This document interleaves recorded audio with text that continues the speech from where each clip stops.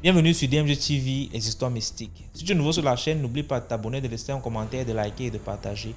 Si tu veux raconter une histoire, il y a un numéro à l'écran, c'est le plus 237 655 81 90 17. Envoie ton histoire et on va jouer sur Facebook, sur YouTube et sur TikTok. On poste plusieurs histoires tous les jours ici sur YouTube. La chaîne c'est DMG TV à 12h00. On a aussi une deuxième chaîne où on poste des histoires exclusives tous les 14h. La chaîne c'est DMG TV, histoire mystique exclusive. Donc je t'invite à t'abonner et à nous suivre sur Facebook, sur YouTube et sur TikTok. Sur TikTok, on fait les directs tous les mardis, tous les mercredis et les vendredis, autant pour moi, à 20h00 heure du Cameroun. Donc voilà. Donc si tu as une histoire à raconter, laisse ton histoire déjà sur WhatsApp et on va poster ici. Donc on va commencer avec la première histoire. Bonjour DMG, bonjour la famille DMG. Likez, commentez, partagez. J'ai encore une autre histoire concernant les nounous parce que je sais que c'est pas souvent facile pour des mamans ayant des enfants à bas âge et qui travaillent. Donc j'ai encore une histoire concernant les nounous. Après avoir perdu la première nounou par rapport à l'histoire que je vous ai racontée, j'ai demandé à ce qu'on me trouve une nounou, mais à l'église. D'accord? J'avais fait une annonce à l'église où j'étais. Donc, du coup, on m'avait trouvé une nounou, une jeune dame qui venait de perdre sa fille. J'étais un peu sceptique parce qu'elle venait de perdre un enfant et je ne savais pas. Bon, je m'inquiétais un peu parce que je me disais, est-ce que moralement, c'est quelqu'un d'équilibré pour que je puisse lui confier mes enfants. Mais après, la sœur en question qui me l'avait confié m'a dit non, t'inquiète, c'est vrai qu'elle vient de perdre sa fille, mais c'est quelqu'un de bien. Donc j'ai accepté que la fille vienne, mais elle ne pouvait pas dormir et surtout, j'étais un peu sceptique parce qu'elle était loin de chez moi. Mais elle m'avait rassuré que non, elle fera tout pour être chez moi à partir de 6h30. D'accord? C'est comme ça qu'on va l'appeler Blanche. C'est comme ça que Blanche a commencé le travail chez moi. C'était bien tranquille. Ça se passait bien et je lui disais au plus tard à 19h, moi je serai de retour avec les embouteillages et autres. Il faut déjà que tu sois préparé que vraiment si je viens tôt, tant mieux, mais si je viens tard, c'est au plus tard à 19h que tu seras parti. Elle m'a dit ok. Donc c'est comme ça qu'elle commence le boulot. C'était bien tranquille. Et puis un jour, je vois que le directeur de mon fils est à la maison. Ce jour-là, j'étais arrivée plus tôt et puis j'ai trouvé le directeur de mon fils à la maison. Parce que c'est le directeur qui le transportait au lieu du car de l'école parce qu'il n'était pas loin aussi de chez moi. Je lui dis, qu'est-ce que le monsieur fait chez moi, assis dans mon salon avec elle? Il dit non, il me fait la cour et tout ça, la machin. Je dis, ah non, non, non, tout ça là, c'est pas dans ma maison. Tu es ici pour des heures de travail. Alors, si tu veux avoir une aventure avec le monsieur, je ne veux pas que ça se passe dans ma maison et pas pendant les heures de travail. Elle m'a dit ok. C'est comme ça qu'un jour, donc, elle venait toujours au travail et tout, machin. Donc, elle me racontait un peu l'histoire de sa fille, comment sa fille est décédée, comment elle est tombée malade, après elle est décédée et tout. Je lui dis, ah, mais le papa de ta fille a dit, ah, on est en problème, on n'est plus ensemble, c'est plus vraiment ça. Mais parce qu'elle, elle vivait chez sa sœur. Mais le papa de l'enfant veut toujours qu'ils reprennent ensemble et tout ça, la machin. Et puis un jour, la prière est bien au DMG. Prier, c'est important, la prière.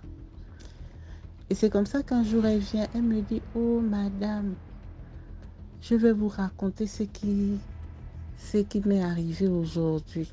Avant même que je ne parte au travail, elle est arrivée tôt ce jour-là, je crois 6h15, 6h20.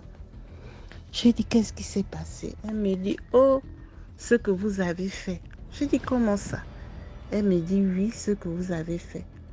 Je dis, moi, oui, ce que vous avez fait cette nuit. Dès que j'étais dépassée, je me suis assise, toute huile. Je dis, qu'est-ce que j'ai fait? Elle me dit, madame, oh, ce que vous avez fait, vous m'avez sauvé la vie. J'ai dit, moi, la nuit, je ne me rappelle pas être sortie de chez moi la nuit. Elle me dit, le père de ma fille. Donc, c'est un sorcier, je ne savais pas. J'ai dit, mais qu'est-ce que moi j'ai à voir? Elle me dit, écoutez-moi seulement. Elle me dit donc, monsieur, la nuit, quand moi j'étais chez ma soeur, parce que je ne vis pas avec lui, il venait souvent traverser le portail de ma soeur pour venir me trouver là-bas, avoir des rapports sexuels avec moi. C'était lui mon mari de nuit. C'est lui qui a même tué notre enfant. Je dis, mais qu'est-ce qu'elle me dit? Oh, donc aujourd'hui, cette nuit-là, il a encore voulu traverser le portail pour venir faire sa sale besogne comme il avait l'habitude de faire. Mais il vous a trouvé devant le portail avec un long fouet. Vous l'avez frappé avec le fouet là. Donc, il est venu ce matin, tout le corps lui faisait mal. Aïe, aïe, aïe, vous l'avez frappé, il a mal. Il a dit non, que c'est vous qui l'avez frappé parce que apparemment c'est le monsieur qui la déposait à son lieu de travail chez moi. Donc je crois peut-être une fois il m'a vu quand j'allais au travail, je ne sais pas. Il dit comment ça? Elle me dit oui, oh, c'est lui qui vient de se confesser ce matin. Je dis comment ça, ma patronne t'a tapé? Oui, elle m'a frappé, elle m'a sérieusement frappé, tout mon corps me fait mal. Je sors souvent en vampire, je viens souvent là dans ta maison. Je ne sais pas ce qui l'a obligé à se confesser, peut-être parce que il avait été bien tabassé par le long fouet là. Donc quand elle m'a raconté l'histoire, j'étais abasourdie. Je lui ai dit, tu sais, moi je prie beaucoup. Je prie déjà beaucoup. Moi, je dis toujours aux gens, là où je suis, je ne suis pas seule. Les anges sont avec moi. Peut-être que ce sont les entités spirituelles, angéliques qui sont là avec moi, qui ont pris mon visage et qui sont venus régler son problème parce que c'est comme si tu vivais dans ma maison. Est-ce que tu vois? Tu gardes mes enfants. Donc, ce sont ces entités-là qui sont venues te protéger. Mais j'espère qu'il ne viendra plus parce que là où il a été fouetté là, c'était petit fouet.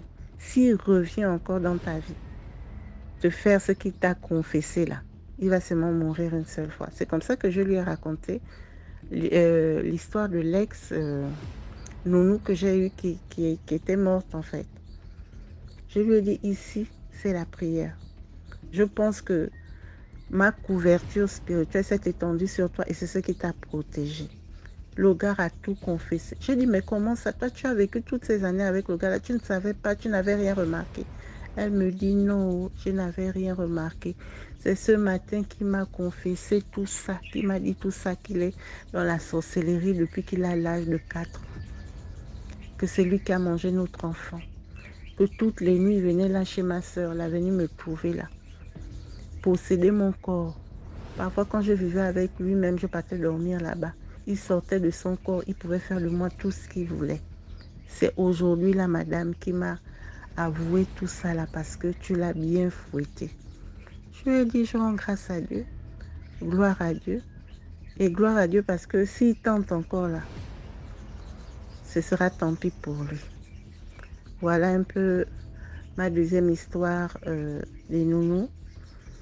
Ma deuxième expérience avec les nounous concernant les enfants. Aujourd'hui, je rends grâce à Dieu parce que les enfants sont grands, mais je sais qu'il y a beaucoup de mamans qui ont ce problème-là avec les enfants, confier les enfants à des gens à qui on a confiance, des gens que vous payez même, mais qui viennent avec de mauvaises intentions. Donc, je demande aux mamans de rester toujours en prière, parce qu'on ne sait pas qui est qui. De rester toujours en prière, de confier nos enfants constamment entre les mains de Dieu. Voilà un peu ma deuxième histoire. J'espère qu'elle va aider beaucoup de mamans aussi. Allez. Merci beaucoup pour l'histoire. Maintenant, on passe à la deuxième histoire. Bonjour DMG TV, j'espère que vous allez bien. Bonjour également à la communauté DMG TV.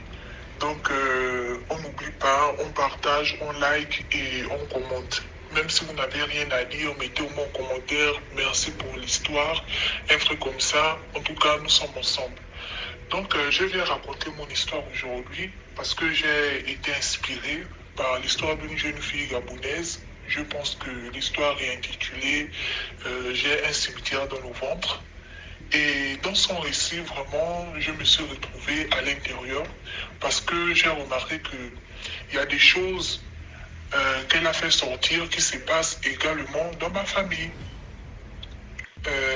Elle pouvait dire qu'elle a des sœurs qui ne sont pas mariées, mais elles ont beaucoup d'enfants, elles ne comprennent pas. Pourtant, l'homme, avant de s'engager, l'homme, il est vraiment chaud, il veut faire toutes les présentations et tout, mais une fois ils se connaissent, il n'y a plus cette envie-là d'épouser la fille et tout. Et pour les autres qui travaillent, les tantes, les oncles qui travaillent, ils n'arrivent pas à avoir ceux qui font de l'argent. Donc, mon histoire est à peu près pareille. Dans ma famille, j'ai beaucoup de tantes, vraiment des très belles tantes. Elles sont très belles, mais elles ne sont pas mariées. Elles ont beaucoup d'enfants avec beaucoup de pères différents. Si j'ai une tante, elle a 6 enfants avec 6 pères différents. Il y a d'autres là-bas, elles ont 7 avec 7 pères différents. Donc tout ça, on ne comprend pas. Mais les hommes de la famille, les hommes sont mariés. Les hommes, il y a j'ai quelques oncles qui sont mariés. Mais pour les hommes, ça va. Mais pour les filles,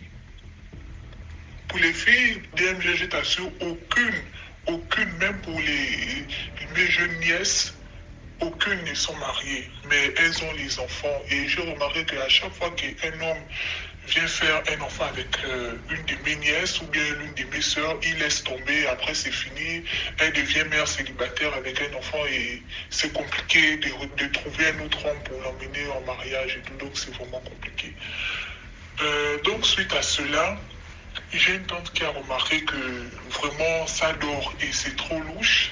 Elle a un peu essayé de regarder sa vie, essayé de regarder la vie de ses sœurs. C'est comme ça qu'elle appelle sa mère un jour. Elle dit, mais c'est comment, je ne comprends pas ma situation. Même toi-même, quand tu vois la situation de tes filles, est-ce que c'est normal? C'est comme ça, elle appelle sa mère, elle lui dit ça. Quand tu vois la situation de tes filles, est-ce que c'est normal?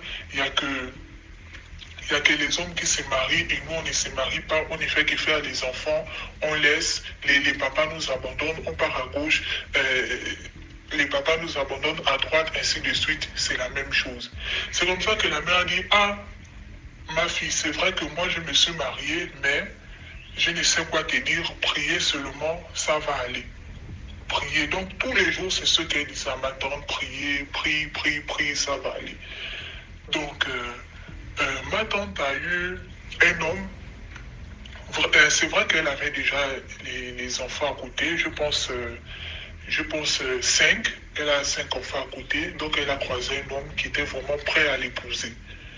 Ils ont commencé à faire, comment on appelle ça, les présentations. Tout allait bien. Après les présentations, le gars a changé. Il a carrément changé. Il ne dormait plus à la maison. Il découchait. En tout cas, la situation a carrément changé. C'était déjà le feu à la maison. C'était tellement le feu à la maison qu'ils se sont séparés. Maintenant, après cette séparation, ma tante a dit non. Là, je ne peux plus. Elle a essayé de voir ce qui ne va pas avec elle. C'est alors qu'elle est partie dans une église. Elle est partie dans une église, elle a vu un prêtre exorcisme, elle a fait part de ça au prêtre. Le prêtre a dit, ok, on va travailler sur ça. Donc, achète ça, tu viens tel jour de la semaine, tu viens, on va commencer à faire le travail. Donc, c'est comme ça que ma tante achète tout, elle ne dit à personne. Seule elle et le prêtre savent ce qui va se passer.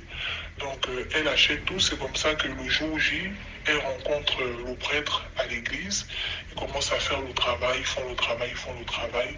Maintenant, au sortir de ce travail-là,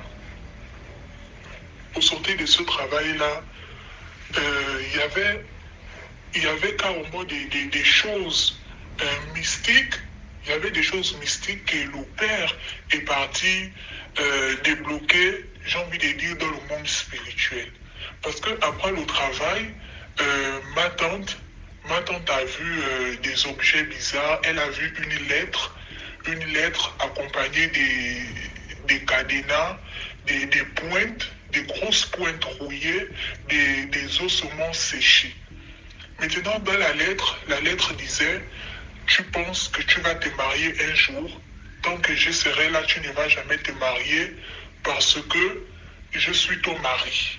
C'est ce que la lettre disait, je suis ton mari, donc détrompe-toi. Tu peux faire des enfants, tu peux avoir de l'argent, tu peux voyager où tu veux. Mais si tu cherches au mariage là, si tu cherches au mariage, tu ne peux pas te marier parce que je suis ton mari. C'est comme ça que elle a pris non, elle n'a pas pris. Le prêtre a dit juste de filmer, d'avoir les preuves là dans le téléphone, juste un film et le reste, il va s'en charger de faire disparaître ça et tout. Donc c'est comme ça, elle prend la photo, elle filme. Après ça, il faut savoir qu'il y a un autre travail à faire parce que là, elle vient de découvrir carrément un secret, donc qui date il y a longtemps. C'est comme ça que elle garde ça d'abord pour elle. Elle garde ça pour elle. Elle vient à la maison comme si de rien n'était. C'est comme si le ciel était tombé sur sa tête directement. Donc elle vient à la maison comme si de rien n'était. Elle prie, elle pleure et tout. Elle dit, ah Seigneur, donc tout ce temps-là, je marche en tant que j'ai un mari de nuit. Donc tout cela, tous les hommes que j'ai connus, j'ai 5 enfants. Voici c'est lui qui vient de me laisser. On s'est séparés. Voilà, il est aussi parti. Donc tout ça là, c'est parce que j'ai un mari de nuit et il ne veut pas me voir heureuse. Donc après quelques jours, elle a fait part de ça à sa sœur qui vit aussi la même situation qu'elle. Sa sœur vit la même situation. Elle est mère célibataire, mère de 4 enfants célibataires. Elle a son petit boulot, son petit job, tranquille, elle loue, tranquille. Donc c'est comme ça, elle fait part de ça à sa sœur, vraiment confidentielle, en confidentialité. Elle fait part de ça à sa sœur. Et sa sœur lui dit, ok d'accord, pour ça, n'appelle pas d'abord notre mère. N'appelle pas d'abord. Moi aussi, je vais faire le travail parce que ma situation là, je vois que rien n'avance. Et je sens aussi, en tout cas, je vais faire le travail. C'est comme ça que ma tante l'emmène aussi chez le même type, chez le même prêtre. Le prêtre fait également le travail sur sa sœur. Quand il fait le travail sur sa sœur, mais DMG, les choses qu'il est encore allé chercher dans le monde spirituel, les choses qu'il est encore allé chercher là-bas, c'est grave. Les mêmes choses que sa sœur, les pointes, les cadenas, une lettre. Donc, quand il prend la lettre et il essaye de lire, c'est toujours la même chose. Oh, tu m'appartiens, tu es à moi et tout, comme la première lettre de ma tante. Maintenant, les deux se sont regardés que, oh, qui peut bien nous faire un truc pareil? C'est comme ça qu'elles ont appelé leur mère pour maintenant expliquer la situation. La mère continue à nier. Oh non, je ne connais pas ça et tout. Donc, c'était un peu ça mon histoire pour dire que on peut voir certaines femmes aujourd'hui qui sont célibataires. Elles sont très belles, mais elles sont célibataires. C'est à cause de tout ça là, les maris de nuit qui les empêchent de vivre leur vie, qui les empêchent d'avoir un mariage épanoui. Donc c'est un peu ça. Et nos jeunes sœurs là aussi, dans ce cas, évitez. Si vous voyez que dans votre famille, la même chose se répète, nos jeunes soeurs, évitez de vous attraper notre homme qui va vous enceinter et vous laisser là avec un enfant, comme vos tantes ou bien comme votre mère. Donc c'était un peu mon histoire et merci encore. Merci beaucoup pour l'histoire. Maintenant, on passe à la 3e histoire. Bonjour DMG, bonjour la famille DMG, j'espère que vous allez bien. likez, commentez, partagez. Je vais vous raconter une de mes mésaventures que j'ai vécues avec une petite tante à moi et une cousine. La tantine en question écoute les histoires de DMG. Et parce que beaucoup m'ont reconnu à travers mes histoires. Apparemment, ma voix est une identité remarquable. Donc, beaucoup de personnes m'ont dit non, est-ce que tu écoutes les histoires DMG? Genre, écouter ta voix, tu as raconté telle histoire et tout. Et la tante en question aussi m'a dit, ah, j'ai écouté une des histoires, mais je crois que c'est toi parce que c'était ta voix. Mais bon, je tiens vraiment à raconter cette histoire. Maintenant, vous me direz si elle est mystique ou pas, mais pour moi, elle est mystique. Voilà. Donc, j'avais accompagné ma tante parce qu'elle s'occupait des mariés. Elle avait un salon de beauté, elle s'occupait des mariés. Et souvent, j'allais là-bas dans son salon de beauté, surtout les week-ends, pour soutenir un peu les mariés qui étaient un peu stressés et tout. C'est comme ça qu'elle me propose un jour, est-ce que ça te dirait de venir avec nous en province? Parce qu'on a une mariée qui tient à se marier dans sa province et tout. J'ai dit ok, il n'y a pas de souci. Mais la tante m'avait dit non, tu ne dois dire à personne. Tu ne dis absolument à personne que tu viens avec nous. DMG, j'ai pas senti ça. Moi, j'ai mon frère avec qui je m'entends très bien. Les enfants étaient en vacances chez leur père. J'ai quand même dit à mon frère que voilà, je suis en train d'aller à tel endroit. Au cas où il m'arrive quelque chose, sache que j'étais avec telle personne. J'avais quand même pris la peine d'avertir mon frère. Donc, nous voilà maintenant dans l'aventure. Nous sommes en train d'aller dans la province. Quand on arrive dans la province, on est logé à l'hôtel. Et le lendemain matin, on doit commencer à s'occuper de la mariée en question. Quand la mariée arrive, on fait connaissance, elle vient nous trouver à l'hôtel parce qu'on doit s'occuper d'elle à l'hôtel et tout. Et elle me demande comment je m'appelle. Bon, je vais prendre un nom d'emprunt, je vais dire Alice. Et elle dit, ah, je t'appelle Alice, tu es ma mère. Oh, vraiment, tu es ma mère parce que ma mère aussi s'appelle Alice. Donc, moi, je vais te considérer comme ma mère. Donc, on est là en train d'assister la tontine qui s'occupe de la tête de la mariée, qui doit aussi la maquiller et tout. À un moment, je sens le cœur qui se serre comme si on est en train de m'étouffer. Parce qu'on était dans un hall de l'hôtel. Comme ça, je dis, ah, non, non, non, je ne me sens pas bien, je ne me sens pas bien. Il faut que j'aille prendre ma Bible. Donc, je suis allée prendre la Bible, j'ai prié, j'ai lu la Bible. Et puis, quand je reviens, la tantine me dit, ah, quoi? Quand tu te sens comme ça, c'est la Bible? Je dis, oui, c'est la Bible. Elle dit, non, c'est comme si j'avais une attaque et tout, une oppression au niveau de mon cœur et tout. Là, maintenant, je me sens bien. DMG.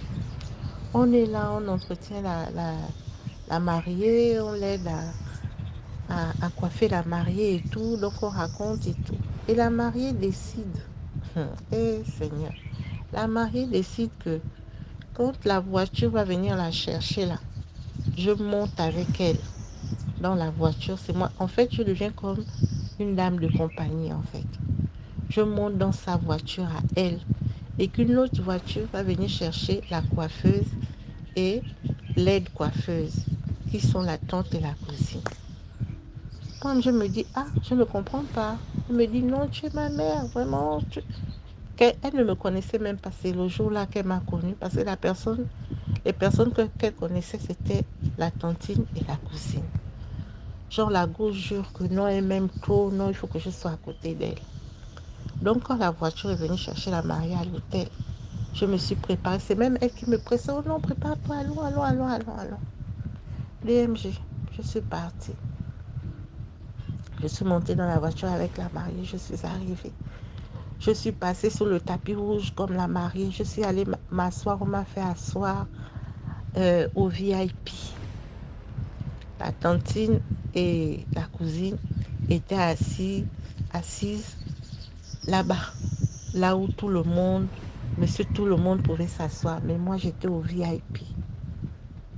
Cette histoire-là, la tantine va peut-être écouter, mais je raconte ce qui s'est réellement passé. Après, quand il y a eu fini, il y a eu les pourparlers et tout, la dot, tout.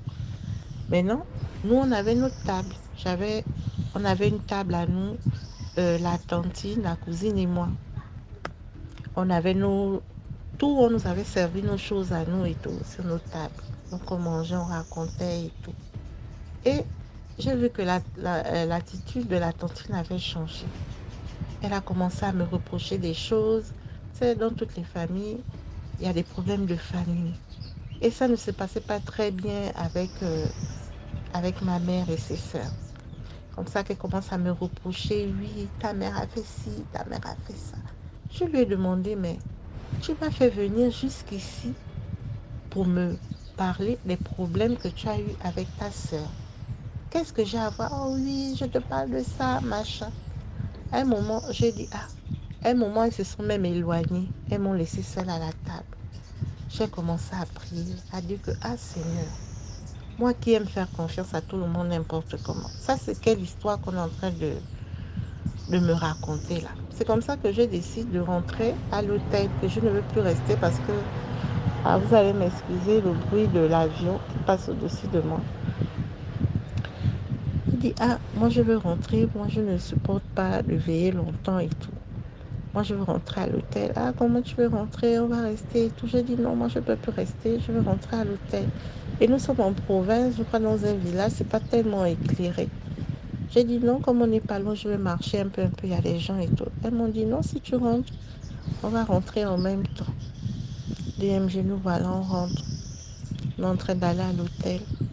Quand on arrive au hall de l'hôtel, la tantine me charge encore. Oui, machin, ta mère. Il était peut-être 2h ou 3h du matin. J'ai dit, mon Dieu, la femme là m'a fait venir ici, c'était pourquoi? Pour un règlement de compte. Qu'est-ce qui se passe? Et pendant qu'elle parlait, je suis rentrée dans la chambre. J'ai pris la Bible. Quand j'ai pris la Bible, j'ai commencé à prier. La tante a arrêté de parler. Elle est partie dormir. J'ai dit que je n'allais pas dormir. Elles sont même venues me dire que quoi, tu ne dors pas, on va venir nous chercher très tôt le matin. J'ai dit, je reste au hall de l'hôtel. J'attends la voiture. La voiture va venir me chercher. Quand la voiture va venir nous chercher, c'est à ce moment-là que je vais aller dormir à la maison à Libreville. IMG. La voiture est venue le matin, peut-être vers 6h ou 7h. Entre-temps, la mariée nous avait donné une enveloppe à toutes les trois, que non, voilà l'enveloppe et tout. On mit le cachet, du mariage. On nous avait remis une enveloppe spéciale à la maman, parce qu'on s'est vraiment imprégné de la famille et tout. Il était tellement content de nous, c'était comme un bonus. L'enveloppe, c'était pour faire des courses, genre à Lambaréné, prendre du poisson et tout. C'est comme ça que quand la voiture est venue, on est monté dans la voiture. On a commencé à rouler. Le ventre a commencé à tourner. J'ai dit à la tante, non, je ne vais pas bien. Le ventre me fait tellement mal. Il faut que je me soulage. Elle me dit non, supporte. EMJ. Au bout de 2 minutes encore, j'ai dit non, là je ne peux plus supporter. J'ai dit au chauffeur, ça ne va pas, mon ventre tourne. C'est comme ça que le chauffeur a dit, les choses comme ça là, on ne peut pas retenir, c'est un besoin naturel et tout. C'est comme ça que le chauffeur a arrêté la voiture au milieu de la forêt. Il a sorti une bouteille d'eau, il m'a donné, je suis allée me soulager dans la brousse. Je suis remontée dans la voiture. On arrive, le vent tourne, mais je me dis, je peux supporter.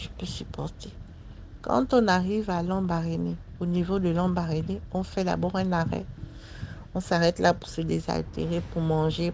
Moi, je dis, je ne peux pas manger parce que le ventre me fait mal. J'ai une de mes petites sœurs qui habite à Lambaréné. Donc, depuis un moment, depuis qu'on est là, les autres sont en train de manger et tout. Moi, je ne peux pas parce que si jamais je mange, peut-être que le ventre va encore tourner. Elle me dit, elle prie aussi beaucoup, ma petite sœur là. Elle me dit, donc quand elle arrive, elle passe, elle me voit, elle me dit, oh, ça fait déjà 4 tours que je suis en train de faire là, c'est le 4e tour.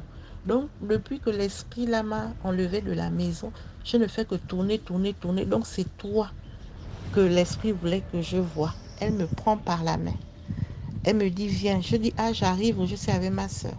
Elle m'emmène, elle m'attrape la main, elle m'emmène. Elle s'arrête devant une commerçante qui vend le citron. Elle prend son argent elle-même, elle achète un tas de citron de 500. Elle découpe un citron, elle me dit, prends ça. Elle me dit, quand on t'a empoisonné, je ne lui ai rien dit, elle ne savait même pas d'où je venais. Ce que je faisais là, elle ne savait pas. Quand on t'a empoisonné, la première des choses que tu dois faire, c'est de prendre le citron.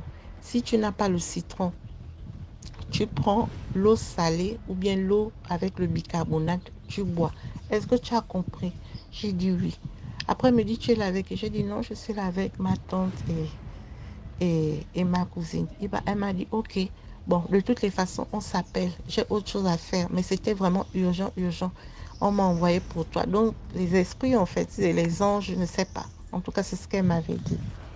Maintenant, quand je reviens, la tante me dit, c'est que je dis non, c'est ma soeur, côté paternel et tout. Elle dit, elle voulait quoi? J'ai dit non, elle m'a donné le citron. Elle a dit que non, j'ai été empoisonnée. Quand tu as été empoisonnée, elle a tiqué. Elle me dit, quoi? Elle prie beaucoup. J'ai dit, elle prie. Peut-être moi, je ne prie pas, mais elle prie vraiment, plus que moi. Donc, finalement, quand on est à Lambaréné, l'enveloppe qui avait été remise pour faire les courses, la tante ne fait pas les courses. Elle achète peut-être 2 kilos de poisson et elle veut me remettre genre de poisson. Je dis non, je ne prends pas. C'est comme ça qu'on arrive à Libreville. J'arrive à la maison. Cette histoire-là me taraude l'esprit. Quand j'arrive chez moi, parce que le chauffeur m'a déposé devant chez moi. Quand j'arrive chez moi, je prends quand même l'eau salée. Je bois comme ma petite soeur m'a demandé de faire. Je bois. Je n'arrive pas à dormir. Ça taraude dans ma tête. Je dis non. J'appelle une de mes tantes. Je lui dis, tu es où? Elle me dit, elle est à la maison. Je dis, j'arrive. Très tôt le matin, je suis partie là-bas. Je raconte la tante, l'histoire. Je dis, voilà, je suis partie avec ta soeur à tel endroit. Voilà comment ça s'est passé. Après, le ventre m'a fait comme ça, comme ça, comme ça. Je ne lui raconte pas la partie où la petite soeur est venue me prendre et aller m'acheter le citron. Je dis, le ventre a tourné, le ventre a fait comme ça, comme ça, comme ça, comme ça. Elle est là, elle me fixe. Vraiment, elle est concentrée, elle me regarde. Pendant que je raconte tout ça, elle me dit, tu as été empoisonnée. Elles t'ont empoisonné. J'ai dit, ah bon? Elle me dit, oui, tu as été empoisonné, mystiquement. C'est comme ça que je lui raconte maintenant que, c'est comme ça que quand je suis arrivée à Lambaréné, une de mes sœurs, côté paternel, est venue me prendre, elle m'a emmenée, elle a acheté le citron. Elle m'a dit, quand tu as été empoisonné, voici les premières choses que tu dois faire. Soit tu prends le citron, soit elle me dit, je t'ai dit quoi? Tu as été empoisonné. Mais comme on t'a déjà donné le citron et que tu as déjà pris l'eau salée, donc le truc est anéanti. DMG, je suis restée, je n'ai plus appelé la tante en question. Je n'ai plus rentré en contact même avec la cousine. Je suis restée dans mon coin. J'ai dit, on m'a déplacé de Libreville. On m'a emmené pour un événement. On ne m'a même pas donné 5 francs. On ne m'a même pas donné 5 francs. J'ai dit, c'est pas grave. Je remets ça entre les mains de Dieu. DMG, c'était les vacances. Donc, tous les mariages qui avaient été faits, donc, la tontine gardait l'argent là dans, dans son salon là-bas. Donc, elle avait été dévalisée. Donc, elle a perdu tout. La grosse somme d'argent qui était là-bas dans son institut avait été volée. Elle avait été cambriolée. Tout, elle n'a rien recueilli. Elle avait peut-être fait, je ne sais pas si c'est 8 ou 10 mariages comme ça là. Tous les millions là qui étaient là-bas dans son institut. Mais je me suis dit moi-même que c'est Dieu qui m'avait vengé en fait. pour avoir fait ce qu'elle avait fait là. M'ont menée. J'ai pris le risque de quitter chez moi, les accompagner en province, voyager en voiture. Et elle ne m'avait rien donné. Juste me reprocher tous les actes, les problèmes qu'elle avait eu avec ma mère et tout, et tout, et tout. Elle a tout perdu. Tout, tout, tout l'argent des mariages, des vacances qu'elle avait eu à garder dans son institut. Elle a tout perdu, on avait tout volé. Voilà un peu mon histoire. J'espère que je l'ai bien racontée. Merci. Merci beaucoup pour l'histoire. Maintenant, on passe à la 4e histoire. Commentez, likez, partagez. Bonjour DMG. Bonjour à toute la communauté d'MG. Je suis Jean-Marie Ndiadia. Je suis un officier de l'armée. Je suis colonel. Là, je vous parle depuis la République démocratique du Congo. L'histoire que je vous raconte date depuis l'année 2011. J'étais commandant d'une unité. Je commandais un bataillon et avec mon bataillon, j'étais installé dans la base logistique centrale à Kinshasa, la base logistique centrale de l'armée, où on gardait les matériels de l'armée à Kinshasa. Moi et mon unité, nous avions la mission de garder seulement la base logistique centrale. Et nous étions sous les tentes avec mes hommes tout autour de la base logistique centrale. Nous ne sortions pas de là. Nous étions tout le temps là-bas. Sortir, c'était sur autorisation. Alors j'étais là. Je suis sorti une fois. Je suis allé passer la nuit chez moi, à la maison, car ma famille était là sur place à Kinshasa. Nous sommes donc à Kinshasa, la capitale de la République démocratique du Congo. Cette nuit-là, j'étais avec mon épouse et j'ai fait un rêve. Les rêves que j'ai faits n'étaient pas bons. Dans mon rêve, j'ai vu que j'étais avec mon garde du corps et un groupe de militaires nous a surpris. Ces militaires-là ont tiré sur nous.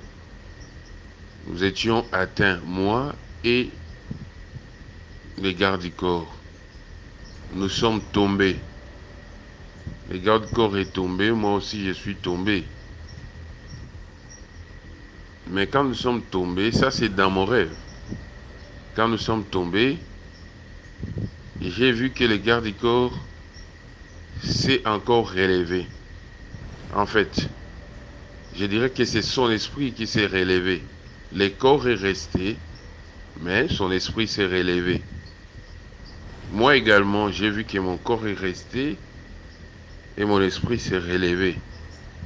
Alors le garde du corps me dira, ah, mon colonel, je crois que nous sommes morts. Moi je lui dis, ah non, si toi tu acceptes de mourir, moi je n'accepte pas de mourir. Mais la réalité dans mon rêve là était que mon corps était là étalé et mon esprit debout. C'est alors que je vais m'adresser à mon Dieu pour prier. Et j'étais choqué. Je n'admettais pas cette mort-là. J'ai dit à mon Dieu, Seigneur, je ne veux pas mourir, je refuse de mourir. Mes enfants aussi sont encore très petits. Je parlais avec beaucoup de tristesse. Je pleurais d'ailleurs. J'ai prié, je m'adressais à Dieu, je l'ai supplié pour annihiler cette situation-là, annihiler cette mort-là. Pendant que j'ai prié, je me suis mis à genoux. Donc mon esprit là, dans mon rêve, je me suis mis à genoux, j'ai prié, je pleurais. Les gardes-corps ne faisaient que m'observer. C'est alors que je veux me réveiller. Effectivement, j'avais des larmes aux yeux. C'est alors que je vais aussi réveiller ma femme pour lui dire que j'ai fait un mauvais rêve. Il fallait qu'on prie. Elle avait sommeil et nous avons prié. Nous n'avons pas beaucoup prié. Je lui ai dit que c'était un mauvais rêve. Nous devrions condamner ça. Après, elle s'est rendormie. Moi, j'ai continué ma prière. J'ai beaucoup prié cette nuit. Le matin, je suis rentré au lieu de travail. 2 jours après, 2 ou 3 jours, je devais encore sortir puisque ma nièce, l'enfant de ma tante, de ma grande sœur, s'était mariée. Ma sœur avait beaucoup insisté pour qu'elle soit là. Je lui ai dit, bon, je viendrai même pour quelques heures. Je suis allé là, ma mère va m'appeler à côté pour me raconter un rêve qu'elle avait aussi fait. Dans son rêve, elle me dit qu'elle a vu mon petit frère, qui est aussi militaire. Elle a dit qu'il a vu mon petit frère mourir. Un groupe de militaires avait tiré sur lui et mon petit frère est tombé, il est mort, mais que pendant qu'elle s'est approchée, donc ma mère, pour voir les corps de mon petit frère, c'était comme si c'était moi qui étais mort là, assassiné par balle. Elle a beaucoup pleuré dans son rêve, c'est ce qu'elle me disait. Elle s'est éveillée. Alors, elle voulait à tout prix me raconter ces rêves-là, c'était un mauvais rêve. Je lui ai dit tout simplement que j'ai eu pratiquement le même rêve. Et moi, je n'ai pas pensé à mon petit frère. J'ai compris que ces rêves-là me concernaient moi directement. Je suis rentré au lieu de travail où j'ai passé la nuit. 2-3 jours après, c'est les pasteurs avec qui nous travaillons dans la ville de Kinshasa seulement, dans une église locale. J'ai oublié de souligner que moi-même, je suis serviteur de Dieu, prédicateur dans mon église, donc un ancien dans l'église. Mais les bergers qui nous conduisaient, c'est lui qui m'a appelé pour me dire qu'une maman était venue, une maman intercesseuse, était venue leur raconter un rêve qui n'était pas bon pour moi. Mais lui ne voulait pas me raconter lui-même ces rêves-là. Il a dit à cette maman-là de m'appeler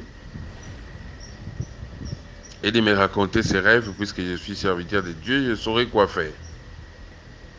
Et puis quelques heures après, c'est la maman elle-même qui va m'appeler pour me raconter son rêve. Son rêve était que il avait vu que j'étais mort. J'étais assassiné par un groupe de militaires, mort par balle. Alors, ça fait beaucoup de bruit, ils étaient tristes, on a amené mon corps à l'église, et puis, ils ont beaucoup pleuré, ils sont allés m'enterrer. Elle était venue raconter ses rêves au pasteur, le pasteur lui a dit de m'appeler. Je lui ai dit, bon, là, Dieu est en train de me parler puisque c'est la 3e fois dans l'espace de 10 jours comme ça que je reçois le même message. Moi-même aussi, j'ai vu le même message. Comme ça, vous priez pour moi. dans le groupe d'intercession. Moi-même aussi, j'entre en prière.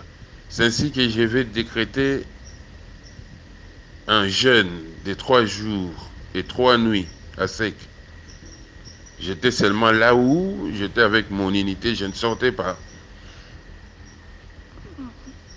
Le 3e jour, comme j'avais commencé ma prière les soirs, la nuit, 3e jour, la nuit, j'ai fini, j'ai pris quelque chose, j'ai prié et j'allais m'endormir sur mon petit lit de campagne dans ma tente de commandement où j'étais. Là, je me suis étalé, mon téléphone a sonné. C'était un numéro qui n'était pas masqué, mais que je ne connaissais pas, inconnu chez moi. J'ai décroché, c'était une femme qui me parlait. Elle me dit, messieurs, tu dois venir ici au cimetière de la Gombe. La Gombe, c'est la commune un peu huppée là, où il y a l'administration à Kinshasa, et des grands magasins et tout. Le cimetière de la Gombe en question dont elle parlait, c'était un cimetière depuis l'époque de Belge, un endroit chic où on enterrait des personnalités VIP. Le cimetière était pratiquement fermé, mais bon, on enterrait et quand même par dérogation. Alors elle me dit non, tu dois venir au cimetière de la Gombe. Comme mon unité là où j'étais n'était pas très loin de Gombe, je me suis dit peut-être qu'elle avait besoin d'une intervention là-bas. Je dis bon, est-ce que vous avez un problème? Qu'est-ce qu'il y a au cimetière de la Gombe? Elle me dit non, nous disons que toi tu vas venir ici demeurer avec nous. Elle a dit nous. J'ai compris qu'ils étaient nombreux, ceux qui m'appelaient. Alors j'ai demandé, vous êtes qui? Elle me dit, messieurs, nous sommes les morts. Nous disons que toi, tu dois venir demeurer avec nous ici. Alors j'ai compris qu'elle parlait de ma mort. Avec tout ce que j'avais comme message, j'ai compris que quelque part, ma mort était décidée et qu'il m'invitait maintenant, me convoquait à aller là-bas. Il parlait de mon esprit, parlait peut-être de mon enterrement là-bas. Du coup, je vais lui dire, bon, écoutez, vous les morts, moi, je suis serviteur de Jésus-Christ. Si vous avez besoin de moi, là-bas au cimetière de la Gombe, demandez l'autorisation à Jésus. Si vous autorise, je viendrai. Mais s'il n'autorise pas, vous ne me verrez jamais au cimetière de la Gombe. Même si je mourrais, mon esprit ne viendra jamais là-bas. Il dit, messieurs, nous vous disons que vous devez venir si vous racontez ce que vous racontez. Il dit, mais vous n'avez pas bien entendu. Je suis serviteur de Jésus-Christ. Du coup, il raccroche. Et là, je me dis, c'est du sérieux. Les numéros n'étaient pas masqués. Je n'ai pas rappelé. Je me suis mis à genoux pour prier. J'ai fait quelque chose comme 5 minutes. Je voulais me rendormir. Juste quand je voulais monter sur mon petit lit de campagne, j'ai entendu des coups de feu. Ça, je ne parle pas des rêves. Je parle de la réalité. Des coups de feu. Des rafales. C'était à 30-40 mètres de là où j'étais. Et comme c'était la nuit, je ne voyais pas, j'entendais seulement les coups de feu. J'ai entendu aussi des gens dire en lingala que Alingi Aboma commandant, Alingi Aboma commandant. Il veut tuer les commandants, il veut tuer les commandants. Il a tiré à 3 reprises des rafales comme ça et je suis sorti. J'ai pris mon courage en deux mains, je suis sorti de la tente et je commençais à crier. Qui tire? J'ai donné des ordres. Dis, ferme la sûreté. Qui tire là? Qui fait ça? Dans les noirs là, je vais écouter la voix l'un de mes subalternes, commandant des sous-unités, un capitaine, qui venait vers moi et qui criait aussi. Mon commandant, il veut me tuer, toujours à Lingala. Il veut me tuer. Il veut me tuer, c'est Batou Benga. Il citait même son nom. C'est Batou Benga, il veut me tuer. Puisque je lui avais fait des reproches, il veut me tuer. Et les types viendraient se mettre derrière moi comme pour se protéger. J'ai crié maintenant le nom de Batou Benga. Batou Benga, ferme la sûreté. Dans les noirs, je ne le voyais pas, mais j'ai senti qu'il reculait. C'est comme s'il fouillait, il ne venait pas vers nous, puisqu'il a tiré encore. J'ai senti que c'était un peu plus loin. Alors à ce moment-là, je veux me rappeler que là, à la base logistique, nous étions 2 unités. L'unité qu'on a trouvée là, à la base logistique centrale, et mon unité qui était venue. On ne s'attendait pas très bien du fait que moi, je ne voulais pas des magouilles. Et là, à la base logistique, j'ai trouvé qu'il y avait un système où les militaires de là, ils volaient des équipements, d'histoires comme ça. Pas les armes et tout, mais des équipements, tenues militaires et tout. Ils sortaient avec vers là où se trouvaient mes troupes, là où il y avait une brèche à la clôture. Alors j'avais interdit cette histoire, ça avait mécontenté les militaires de la base. Il y avait mécontentement. Il y avait un capitaine à la base logistique là, qui me faisait déjà des histoires qui donnait des fausses informations aux autorités contre moi, qui me créaient des histoires. Alors j'ai dit, ah non, cette unité-là, ils vont se demander ce qui se passe, des coups de feu comme ça. Je voulais envoyer quelqu'un, il n'y avait pas de Motorola entre nous et eux.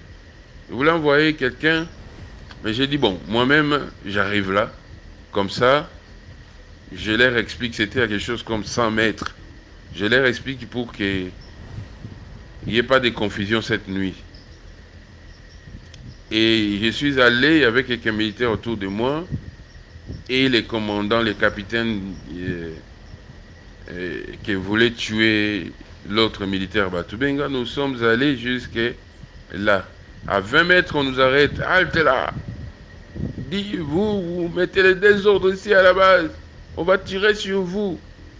Les capitaines, là, j'ai entendu sa voix, les capitaines de la base logistique, qui me faisaient des histoires. Il a dit, le colonel en question est là. Vous pouvez tirer sur lui. Moi aussi, je vais donner l'ordre à tout le monde de fermer la sûreté.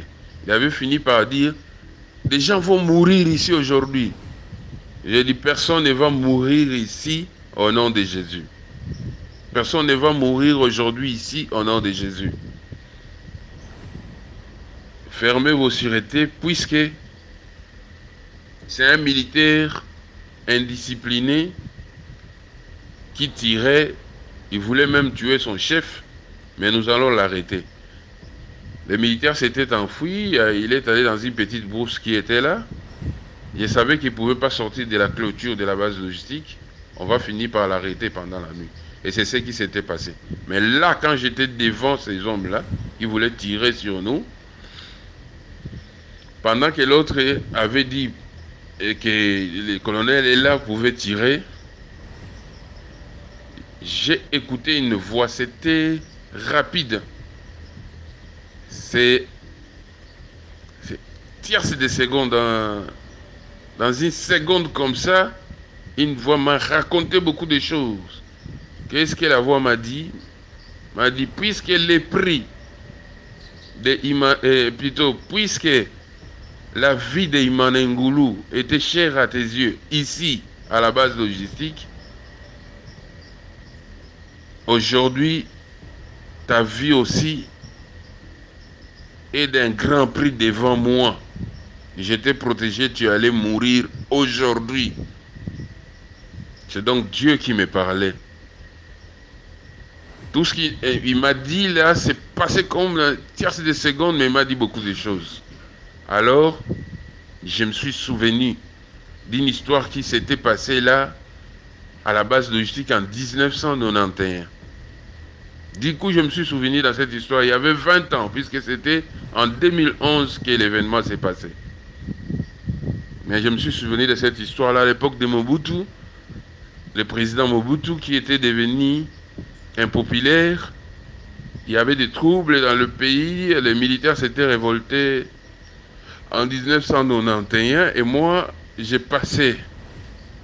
Mais avec des troubles, j'ai dit non, je ne vais pas me promener comme ça, je me protège un peu ici, à la base logistique. Après les troubles, je vais continuer. J'ai trouvé d'autres militaires là. Et ces militaires qui étaient là, moi j'étais à l'époque lieutenant, sous-lieutenant, les militaires, des soldats, des caporaux, tout ça. Ils voulaient arrêter des autorités, des généraux, des colonels et des politiciens pour les tuer. Ils étaient là comme la route était devant nous. Ils arrêtaient des véhicules. D'ailleurs, des véhicules ne passaient presque plus. Du coup, un véhicule est venu. Ces véhicules-là, à l'intérieur, il y avait un journaliste de l'office zaïrois des radiodiffusions, des télévisions à l'époque. Il travaillait à la télé, Imana Ngoulou. Alors, on a arrêté ces journalistes-là. Ces militaires allaient les tuer. Je suis venu intervenir. Je leur ai dit, comme pour les calmer un peu, non, emmenons-les à l'intérieur, on va les tuer là-bas. Quand nous sommes entrés à l'intérieur de la base, je l'ai protégé. Il rencontrait un capitaine là-bas qui était de chez lui. Le capitaine l'a pris en charge. Imana Ngoulou n'est pas mort ce jour-là. On l'a dérobé. Il est parti. Alors Dieu va me rappeler de cette histoire. Il a dit, comme tu avais protégé Imana Ngoulou, aujourd'hui moi aussi je t'ai protégé. Ta vie a été d'un grand prix devant mes yeux. Tu ne vas pas mourir. Je suis rentré. J'ai calmé la situation et finalement j'avais arrêté ces militaires qui voulaient tuer son chef. On l'a envoyé à l'auditorat. Voilà ma première histoire mystique. J'en ai même 3-4 à raconter. Leçon morale à tirer de mon histoire, il y en a 2 ou 3. Premièrement, il faut faire confiance à Dieu. Dieu parle. Il nous parle souvent quand nous avons des dangers devant nous. Pour ceux qui lui font confiance, Dieu leur parle. Quand il parle tantôt d'une manière, tantôt d'une autre, mais souvent nous ne faisons pas attention. Par des rêves aussi. Surtout quand vous voyez un rêve qui se répète, comme les rêves de Pharaon qui s'étaient répétés pour que Joseph interprète, c'est que la chose est décidée de la part de Dieu. Alors à ce moment-là, il ne faut pas négliger. C'est le moment d'aller en prière. Bien-aimé, c'est le moment d'aller en prière et prier très sérieusement pour que ce qui est révélé de mauvais soit condamné. Ça, c'est la grande leçon morale. Une autre leçon morale, vous l'avez certainement compris, c'est que Dieu ne reste redevable à personne. Quand vous faites quelque chose de bien, ça rentre dans les livres de souvenirs. Il s'en souviendra même après beaucoup d'années. Et il va vous payer. C'est dans votre dépôt. Tout le bien que nous faisons, Dieu garde. Et il nous paye, même de notre vivant. Et au ciel, nous trouverons ça aussi.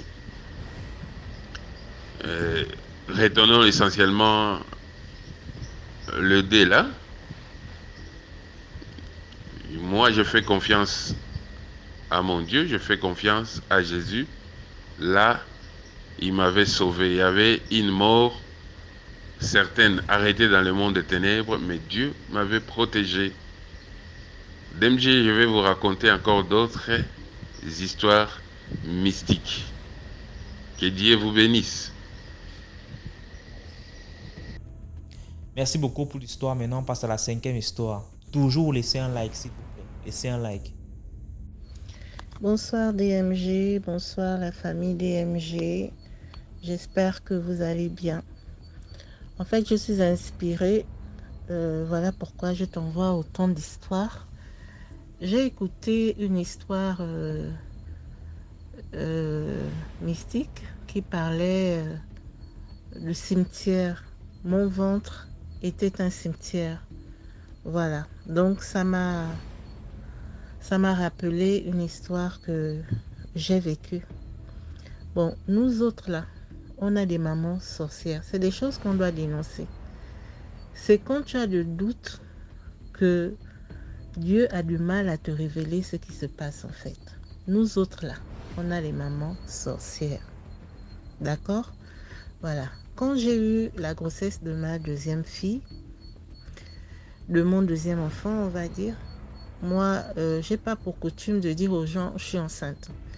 Donc, si ça se voit, c'est qu'il n'y a pas de question à se poser. Et c'est comme ça, je suis au 8e mois, mon ménage bat de l'aile. Et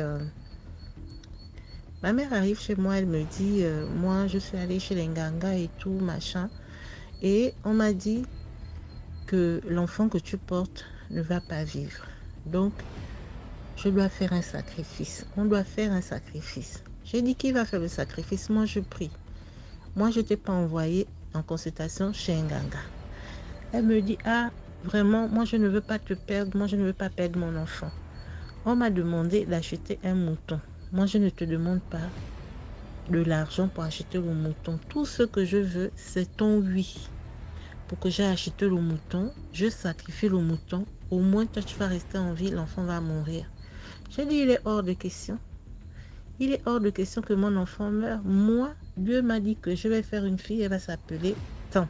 Donc, moi, je ne suis pas là dans les histoires de sacrifice de moutons pour que mon enfant meure. Jamais de la vie.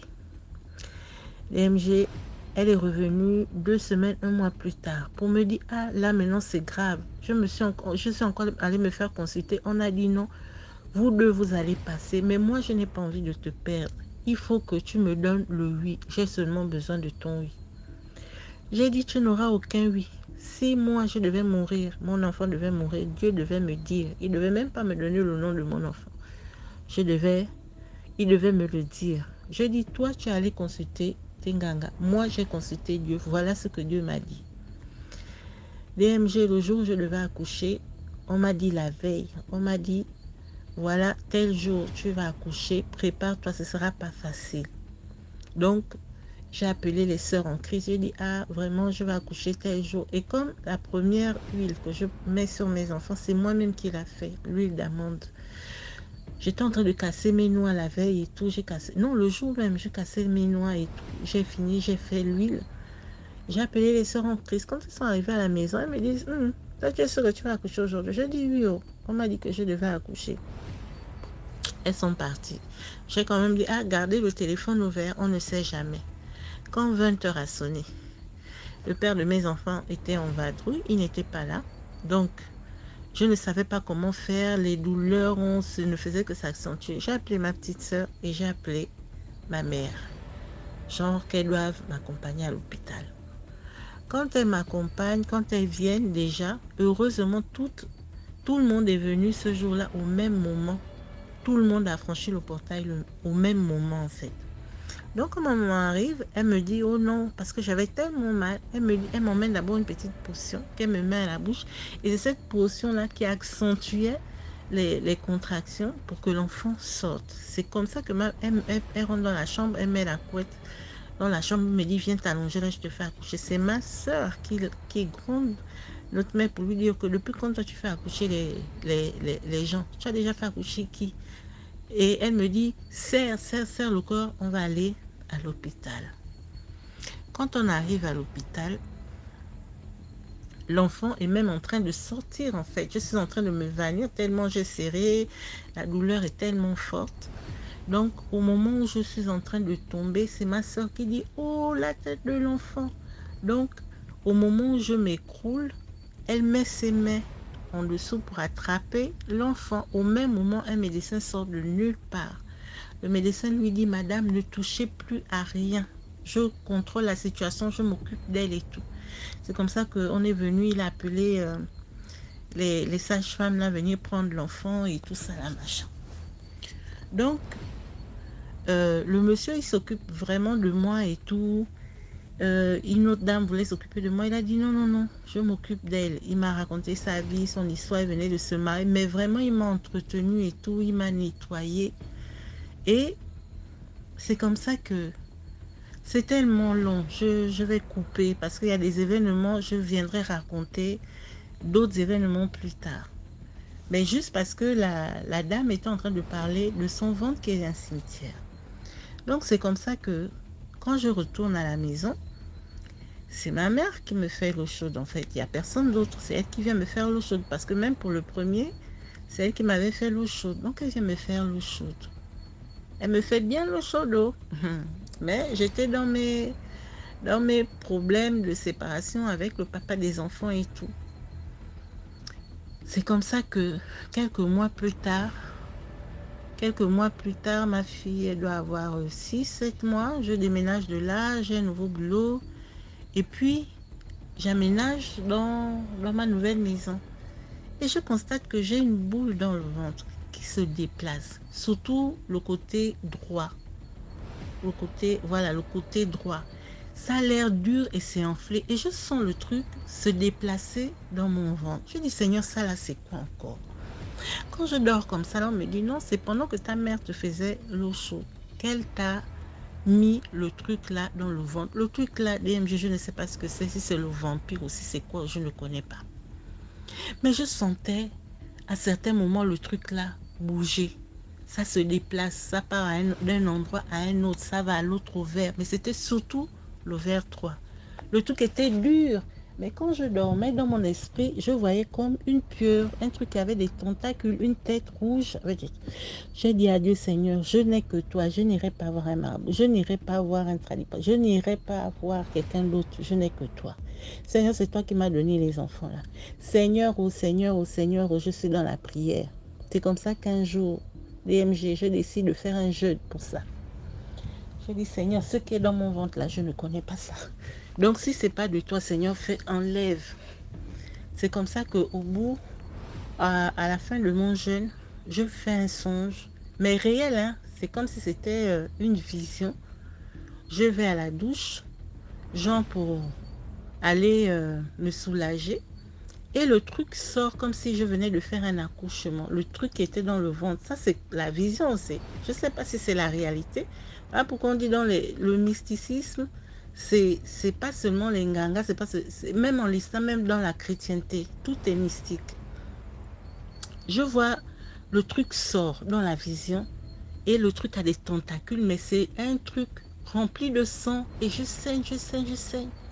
Je dis, mon Dieu, qu'est-ce que c'est? Quand je me réveille, je dis, si j'avais vu ce truc-là de mes propres yeux, je ne sais pas, peut-être je devais tomber en syncope, tellement c'était horrible. C'était comme une pieuvre, une pieuvre avec beaucoup de tentacules remplis de sang. DMG, le lendemain, quand je suis allée me laver, je me suis palpée. Le truc là avait complètement disparu. Donc, mystiquement, comme c'était sorti là, physiquement, le truc n'était plus dans mon ventre. Je n'avais plus ce truc-là. Le truc-là était sorti en même temps.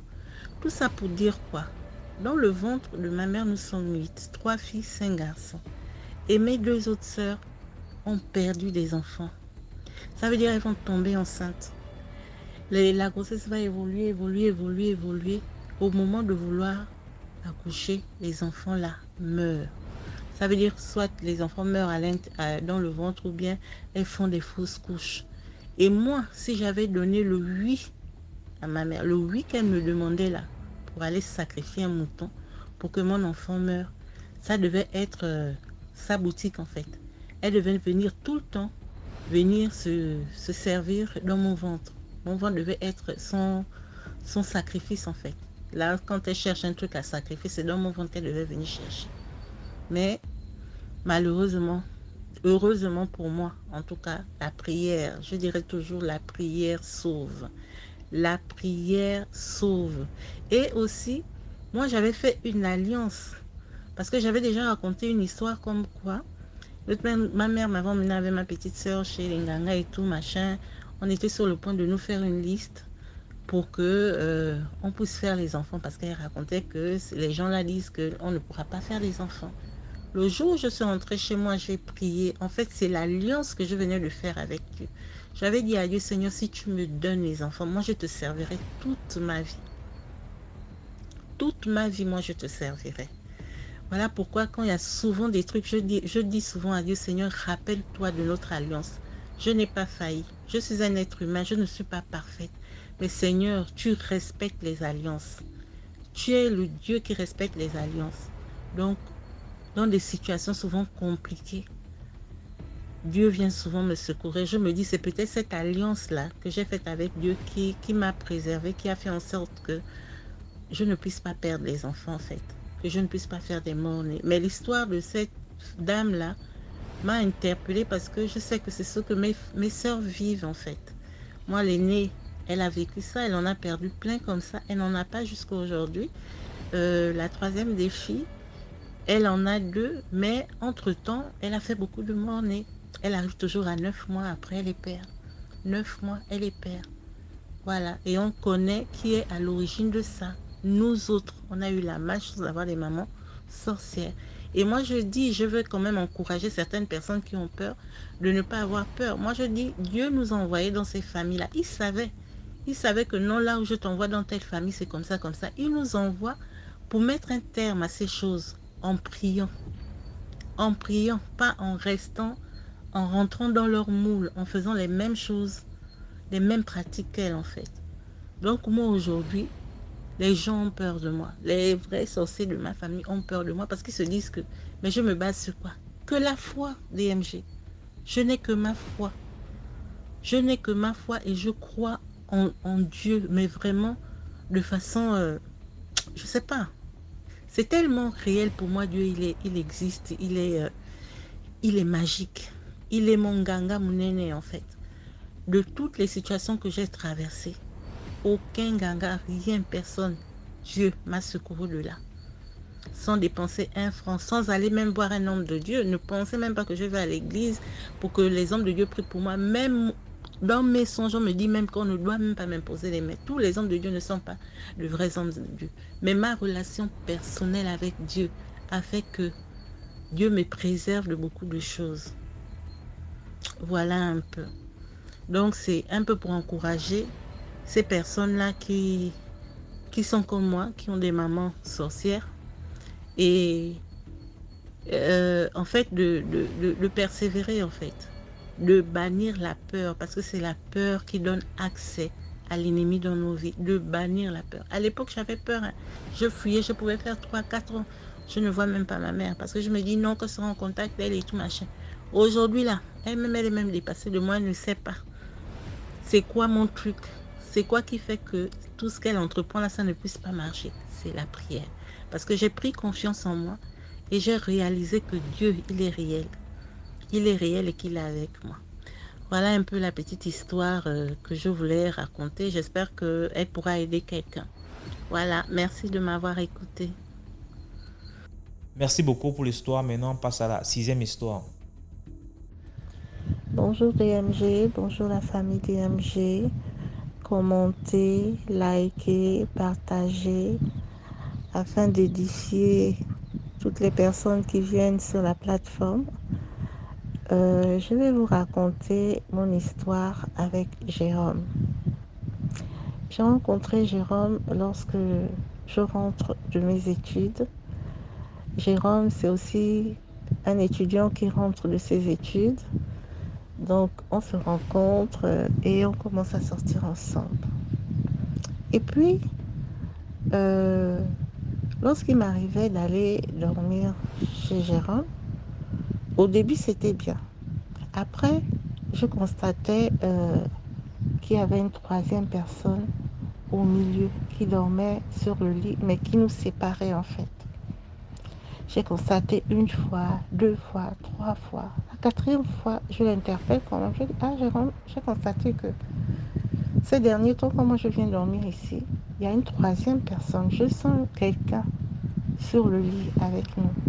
Mais quand il m'arrive d'ouvrir les yeux, je ne la vois pas, je ne vois pas cette personne-là. Mais il y a la sensation forte qu'il y a quelqu'un sur le lit.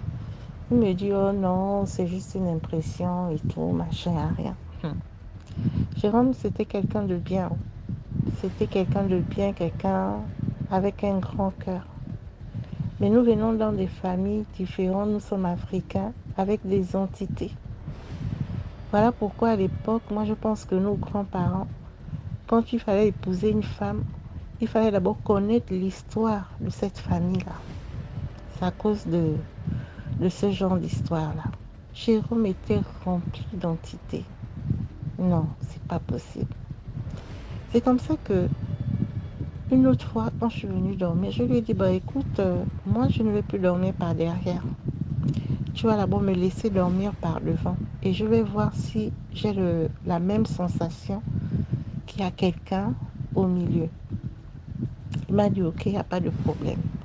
DMG, le jour où j'ai dormi devant, j'ai vu une femme qui venait, qui sortait du mur et qui venait. Et comme elle m'avait trouvé devant, elle ne pouvait pas traverser. Elle me dit de la laisser passer. J'ai dit, pour aller où c'est? Je te laisse passer pour aller où? J'ai dit, donc c'est toi qui viens souvent dormir ici. Oh oui, moi je ne viens pas ici pour toi. Moi je viens ici pour lui. J'ai dit, mais il est hors de question que je te laisse passer. Tant que je suis là, tu ne peux pas monter. Bon, donc on a discuté et tout. La dame est partie. Le matin, quand je me suis réveillée, j'ai dit à Jérôme, viens. Quand j'ai dormi aujourd'hui, là, je te dis tout le temps qu'il y a une femme qui vient dormir. J'ai vu la femme là, j'ai décrit la femme là comme elle était. C'est là où Jérôme me dit, oh non, quand j'étais à Dakar, la fille avec qui je sortais et tout, m'avait aussi dit ça. Je lui ai dit, ah bon, donc tu as même déjà vécu une histoire comme ça. Mais quand j'ai commencé à te parler de ça, tu m'as donné l'impression que j'étais en train de raconter des histoires. Tu vois, les gens ne sont pas souvent vrais en fait. Moi, je me dis, bon, il m'avait caché certaines choses parce qu'il se disait, ah, si je commence à déballer ma partie obscure là, elle va fuir. C'est comme ça qu'un jour, il me dit, oh non, allons se balader et tout, chez une de mes tantes. Démarre la voiture. Quand on arrive là-bas, c'est la tante en question. Textuellement, comme j'avais décrit, c'est la femme. Et elle n'arrivait pas à me regarder dans les yeux. C'était textuellement la dame. Après, on a vécu plein de petits trucs comme ça, bizarres. Et moi, j'ai décidé d'enlever mon corps. Je lui ai dit, je l'ai fait asseoir, je lui ai dit, écoute, moi, je suis rentrée de mes études, je cherche ma vie, je cherche le travail. Apparemment, le fait que je sois avec toi, beaucoup de choses ne marchent pas. Il y a certainement incompatibilité et tout, machin. On s'est séparés, il ne voulait pas, mais c'était un déchirement. Mais spirituellement, il fallait vraiment que je me sépare de lui parce que il impactait un peu ma vie. Voilà. Il impactait un peu ma vie. Ces entités-là influençaient un peu toutes les démarches que je pouvais entreprendre et tout. Donc, j'ai dû rompre la relation. Quelques années plus tard, moi, j'ai déjà eu ma vie avec le papa de mes enfants. J'ai mes enfants, on s'est même bien séparés. Je sors du boulot un soir, je le rencontre. Il freine, il me prend dans sa voiture et tout. Il va me déposer à la maison. Il est content de me voir et tout. Ça fait longtemps, machin. Il me dépose. Donc, on a renoué contact. On se parle un peu. Il me dit non, il vit avec une femme et tout ça, la machin. La fille, elle est enceinte et tout. De temps en temps, il m'appelle. Genre, il regrette trop cette relation. J'étais quelqu'un de bien et tout, machin. J'ai dit, ah, mais de toutes les façons, on ne pouvait pas rester ensemble à cause de ce que tu vivais. C'est comme ça que le gars me dit, oh non, moi je suis même allée m'initier, j'ai ma mère spirituelle et tout. Je lui ai dit, ah Jérôme, tu es maintenant rentré dans les choses là et tout, machin, au lieu d'aller à l'église. Ah non, moi je ne crains rien, ma mère spirituelle, elle me protège et tout. J'ai dit, c'est Dieu qui protège. Ta mère spirituelle, c'est un être humain comme toi, elle ne peut pas te protéger.